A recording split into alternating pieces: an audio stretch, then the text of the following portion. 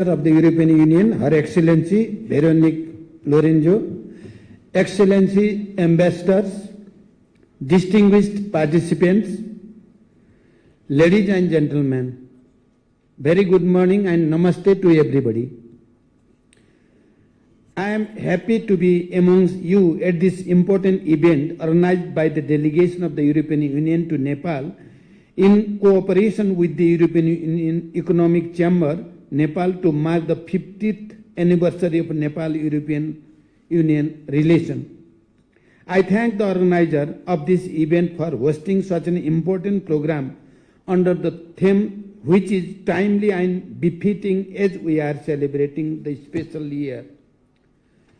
As we enter into 50 years of our diplomatic ties, we not only celebrate our past achievement, but also look into the future outlook with a renewed enthusiasm and commitment. This forum symbolizes the enduring partnership and shared aspirations between Nepal and European Union. As we gather in Kathmandu today, we are not merely commemorating a historic event, but also forging new pathways for deeper cooperation and greater prosperity for leveraging the untapped potential of our partnership. We look forward to deepening our ties through increased trade and investment, tourism, people-to-people relations, shared innovation, and for enduring friendship. Over the decades, our partnership with EU has evolved, adapting to the changing dynamics of the global economics and politics. As we celebrate these 50 years, we are also setting the stage for the next chapter of our economic partnership with the focus on sustainable development, green technologies, inclusive growth that align with our national priorities, the Sustainable Development Goals and the Paris Agreement. Ladies and gentlemen, our journey of friendship and partnership over the 5 decades has been transformative. It is more vital than ever and has been advancing further for the satisfaction of both sides. With the steadfast support of the European Union and its member states, Nepal has made significant strides in various sectors. We stand firm to welcome foreign investment from our friendly countries. We have taken significant strides, including legal reforms to create conducive investment climate and have simplified regulatory framework recently. Committed to reforming Nepal's economic landscape, the government of Nepal is effortful to enhancing the ease of doing business and attracting foreign direct investment. Such reforms and initiatives were designed to ensure that our legal framework are conducive to growth and compatible to sustainability objectives. It also aligns perfectly with the theme today as we unlock new opportunities in sectors like renewable energy, digital infrastructure, and sustainable tourism. Moreover, we have introduced policies that simplify the investment process, ensure openness for business, and foster a culture of innovation and entrepreneurship. We aim to create a robust economic landscape where international partnership can thrive and contribute to prosperity. We successfully organized the Investment Summit 2024 last month, and we are encouraged by the enthusiastic participation from over 50 countries. The summit showcased how eager the international business community is to bring their investment in Nepal.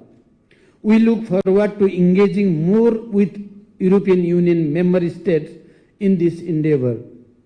Distinguished participants, in recognition of sustainable development, our government has prioritized green economy initiatives that are both environmentally sustainable and economically viable.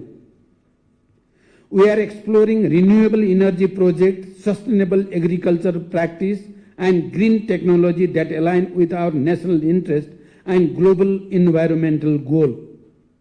Nepal has always expressed its commitment to the Paris Agreement and is actively integrating climate action into our national development plan and program.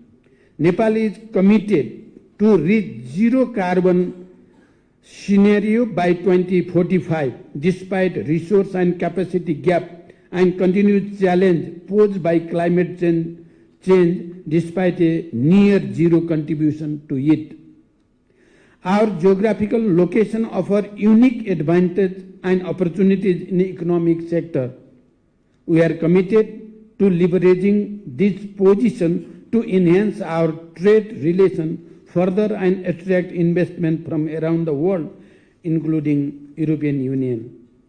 Our development experience shows that EU's expertise, technology transfer, and investment have remained instrumental in modernizing our economy and enhancing our capabilities.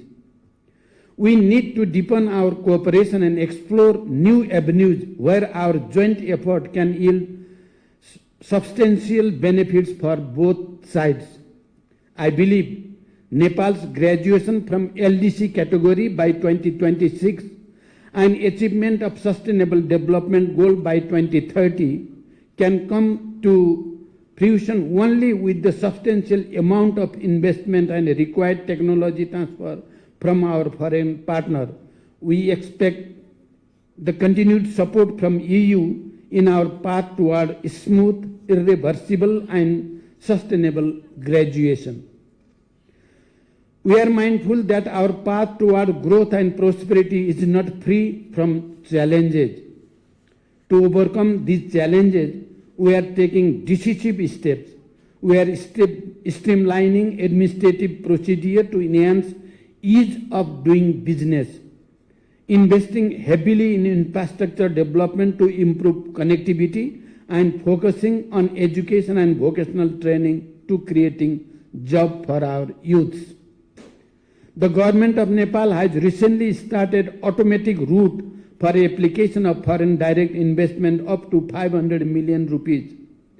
We have received and approved some application already through this automated route.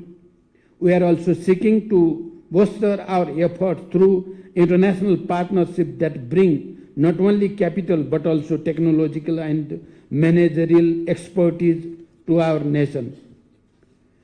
Ladies and gentlemen, in this business forum, I expect in-depth discussion on key sectors of economic transformation such as renewable energy, digital transformation, tourism, agro-farming, and infrastructure development, and identify actionable steps for further collaboration.